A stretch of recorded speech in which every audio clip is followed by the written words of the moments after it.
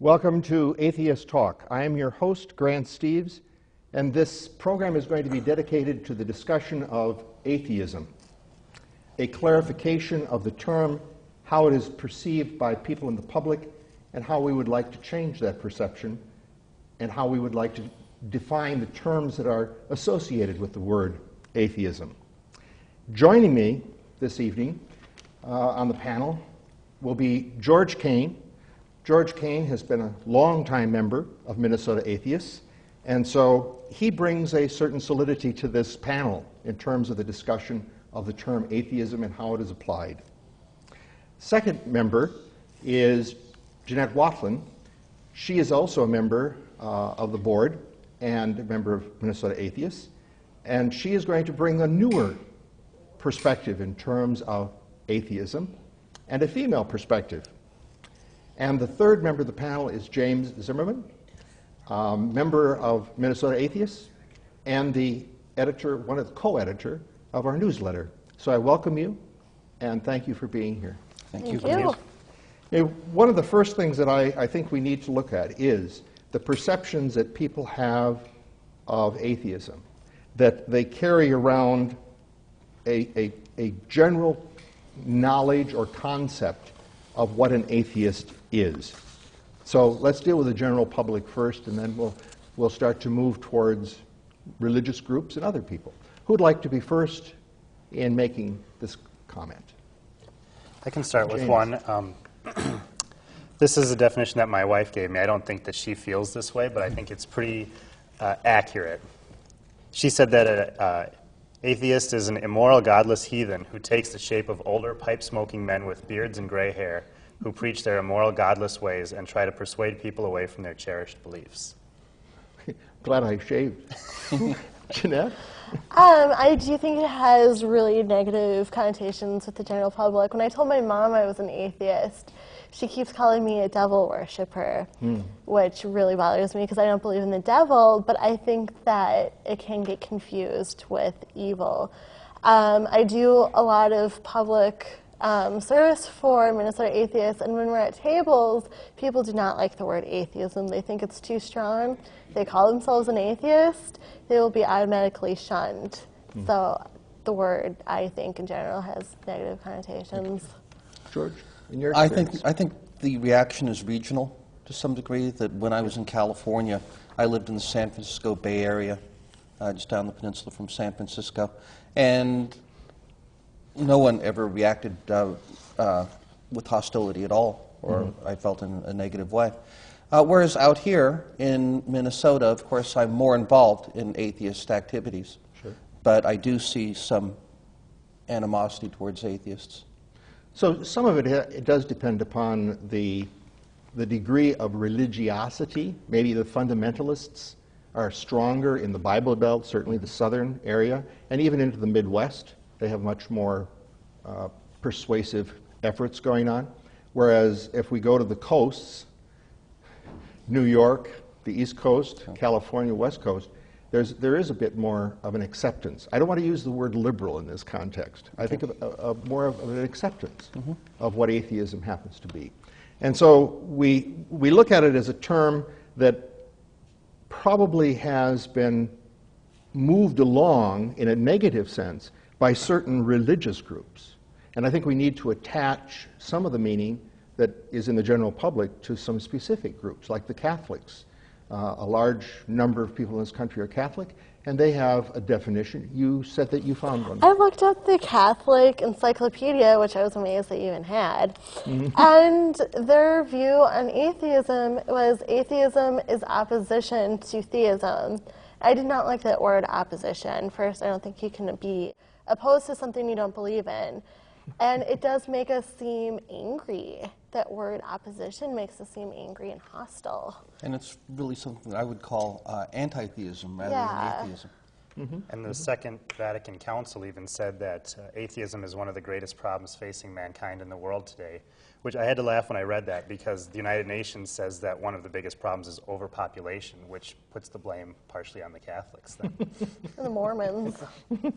The perception of atheism, though, by the Church, the Catholic Church, is strongly negative, and they almost associate it with Satanism in that sense, that they'd like to exorcise the lot of us, I suppose.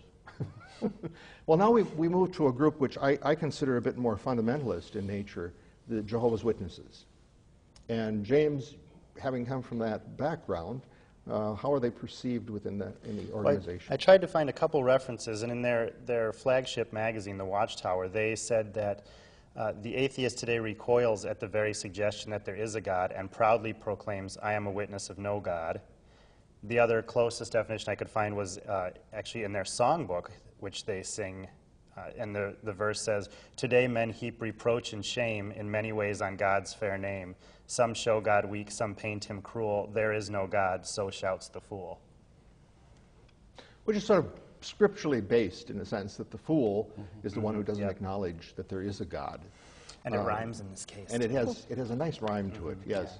Simplistic rhyme. Well, now what about the liberal side of Christianity? We could look at, I consider Lutherans a bit more liberal, most of them. Episcopalians can be a bit more liberal in their approach, but they're considered the liberal Christian church. How do they approach the word atheist? When we're at booths, gay pride booths and May Pride or whatever, we have a lot of liberal Christians coming to our table because they agree with the same things that we stand for, like separation of church and state. Liberal Christians usually agree with that. So I think we agree on a lot of terms, and that brings us together in that sense. They obviously don't agree with us if they're still calling themselves Christian, but I don't think that there's as much animosity.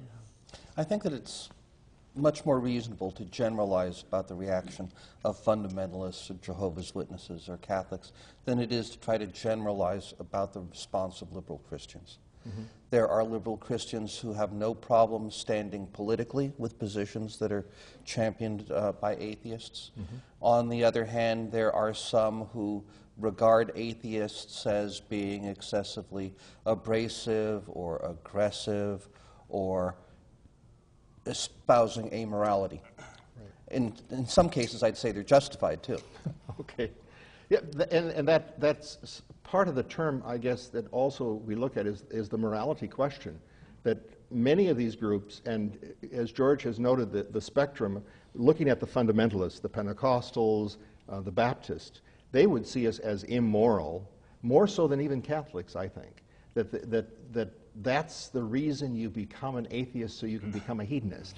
You can just go out and commit all kinds of moral crimes. Now, I'll put you all on the spot. What moral crimes are you committing? At this moment?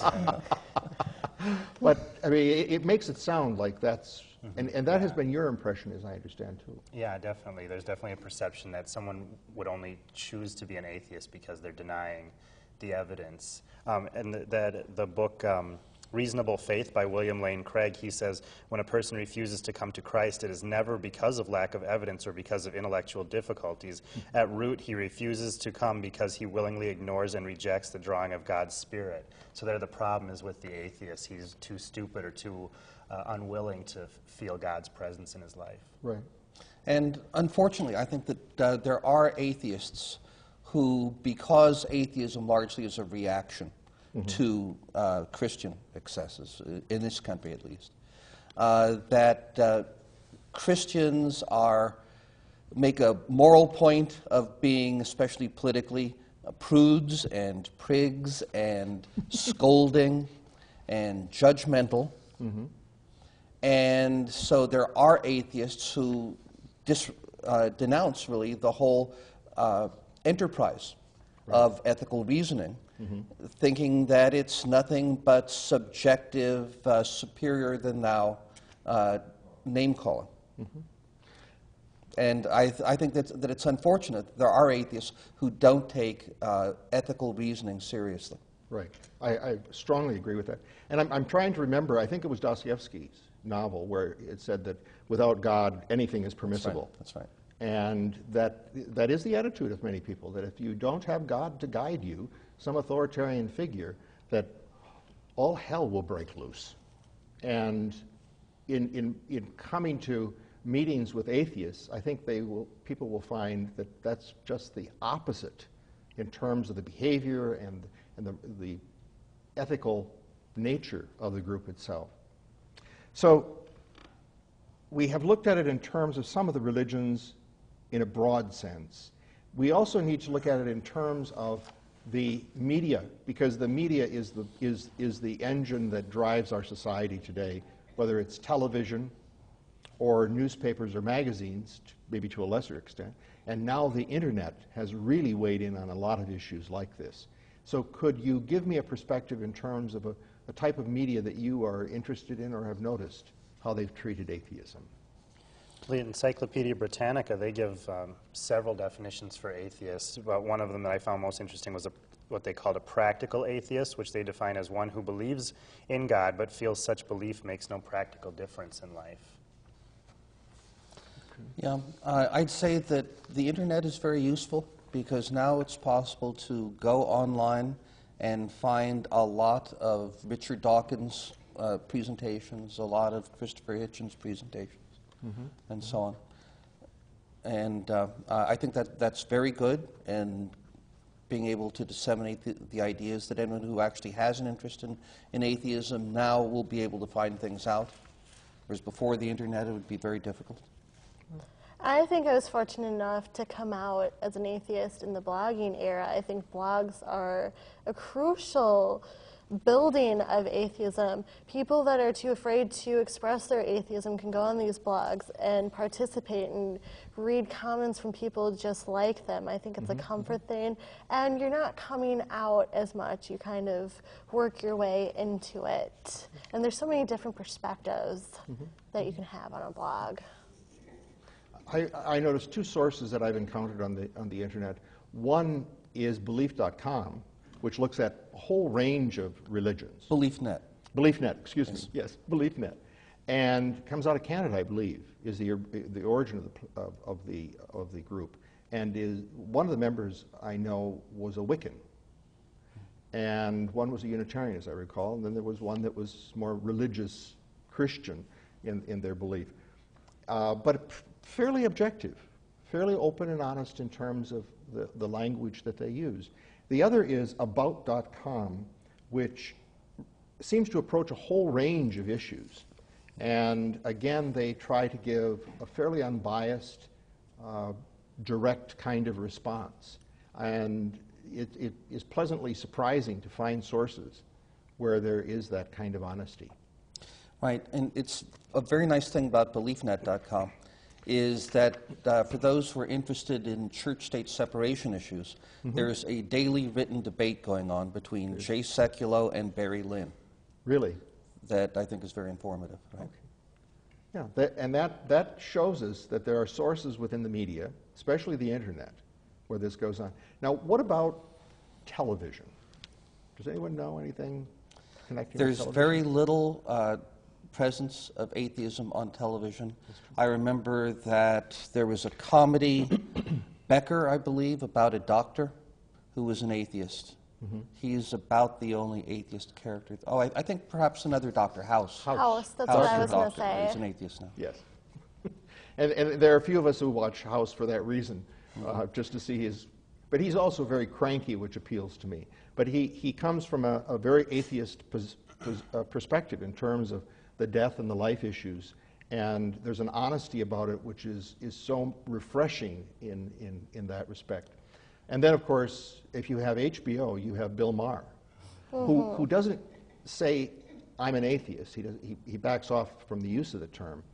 But he doesn't believe in God, and he has a new movie, which I think you're going to review. Religulous, yes. Religulous. And I look forward to hearing about it.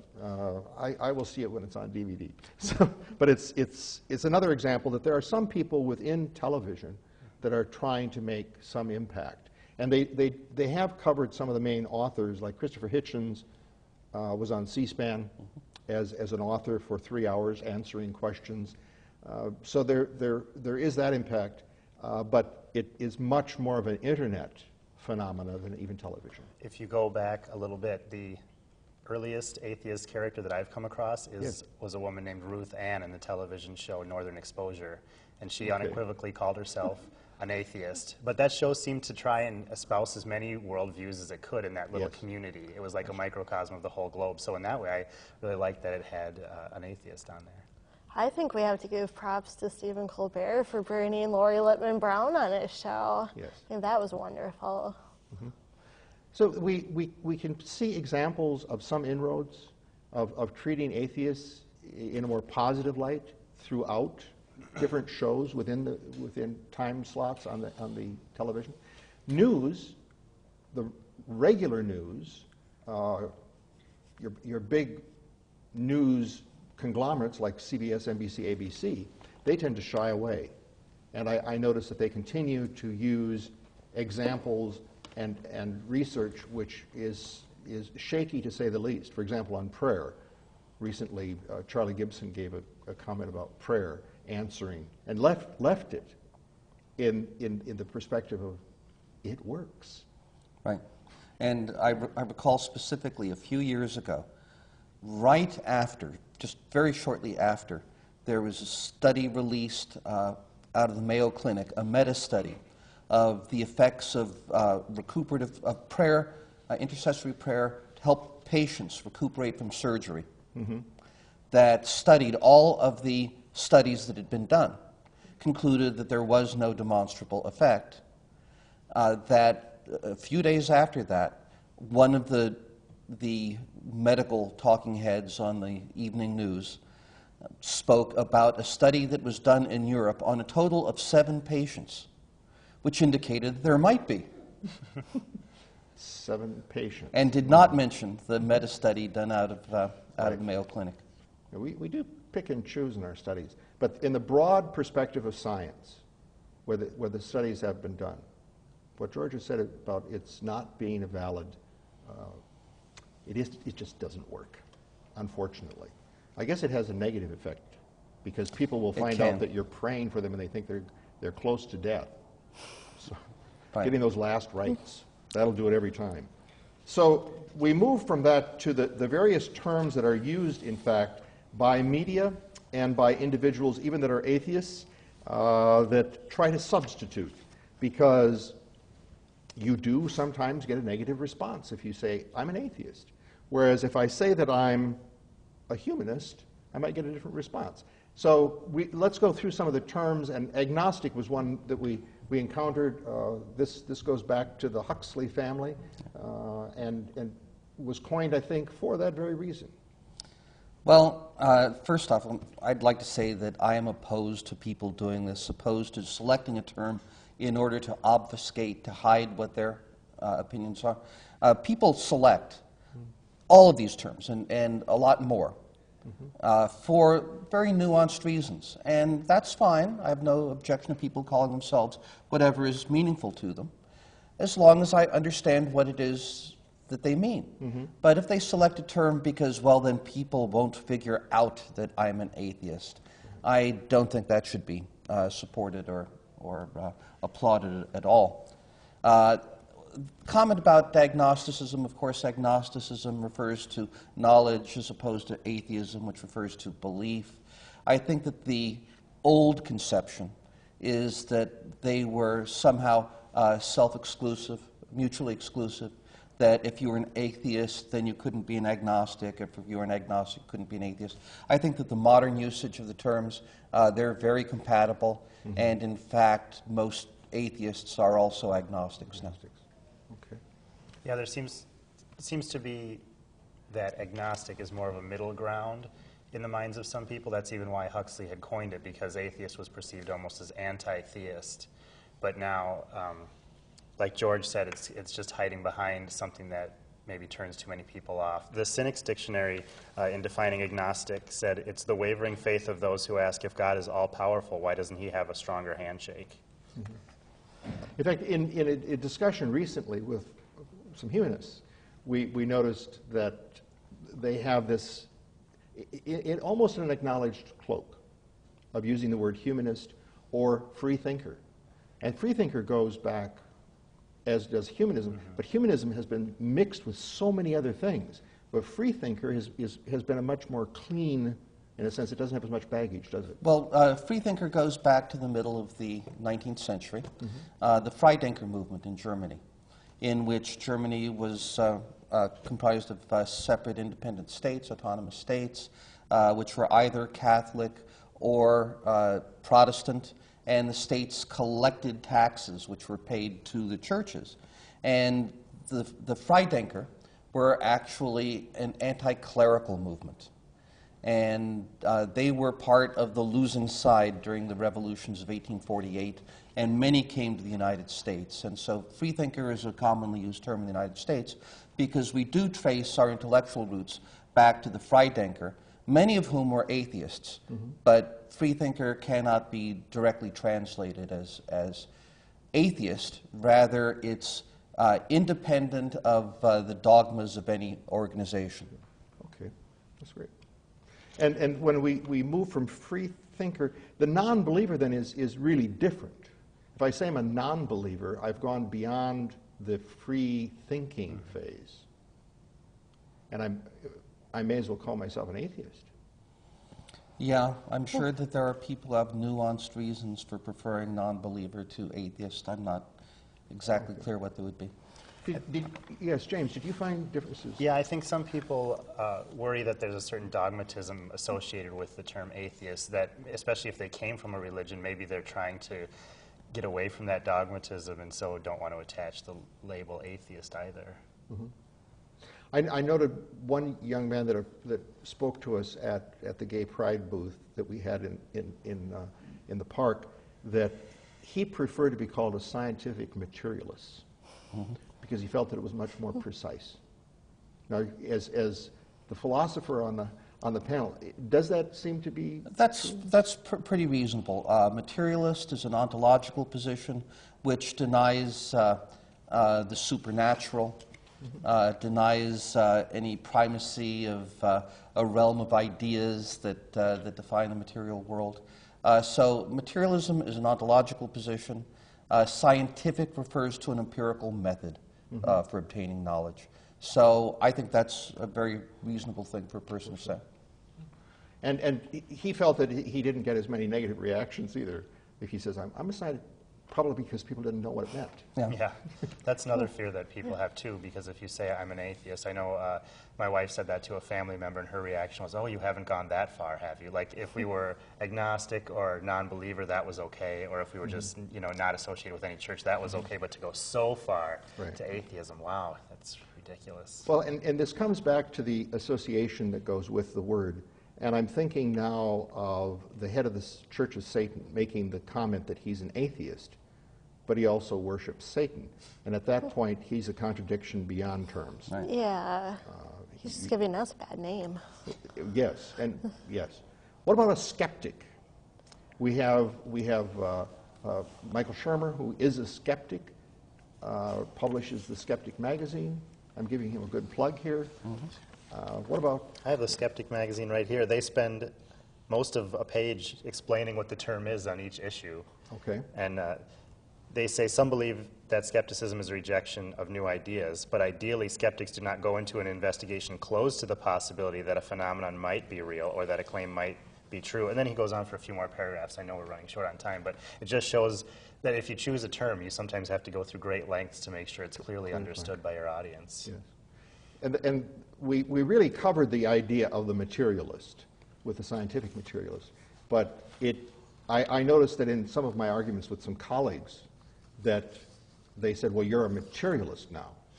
And they were getting much more to the philosophical side. I think that's fine, since a materialist would not believe in any supernatural entities.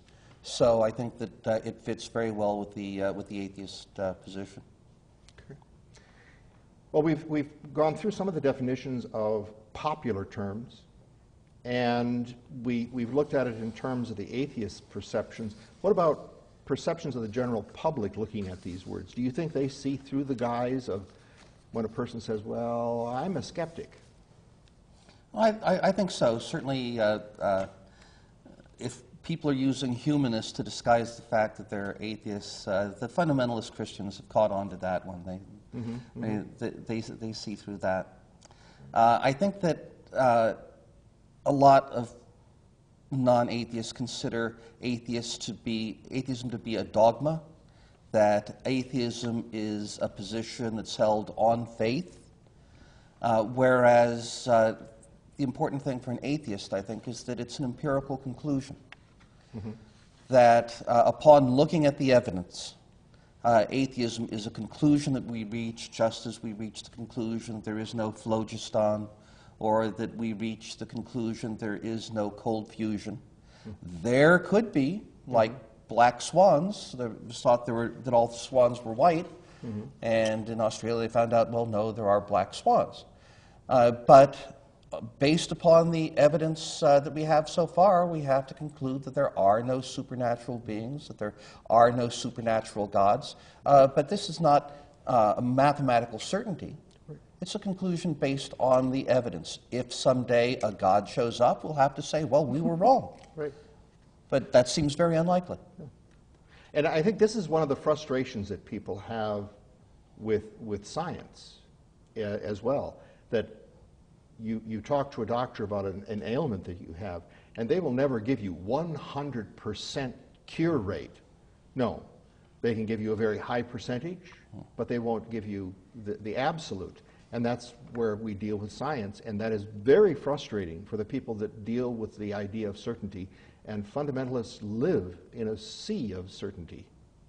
And that is a hindrance to furthering knowledge, it seems to me. That atheists are much more open to the question that what I believe or what is stated about atheism is always open to a possibility, isn't it? Mm-hmm. Yes. So have you ever had any doubts after turning your back on the past of your atheism? I wouldn't say doubts. I mean, I always question it, but I don't doubt my atheism. Okay. Yeah, I don't think so either. I'd have to stop and think about that one. You kind of threw me there. But yeah, I don't think so. Okay. Certainly I don't doubt that, I doubt the existence of supernatural gods. There were some human gods, but Bobby Fischer died a few months back. Well, we've come to the end of this program, and I want to thank you, James Zimmerman and Jeannette Watland and George Kane, for joining me in this discussion, initial discussion of the principles of atheism and some of the discussion of the language which is associated with atheism. Well, if you've been listening to this program, you know that if you contact us, we'll send you a free copy of our newsletter, the Minnesota Atheists. And also when you contact us, we're always interested in new topics, things that you might have a perspective on that you'd like to have us explore. So with that in mind, if you're interested in us, we're interested in you, and thank you for listening.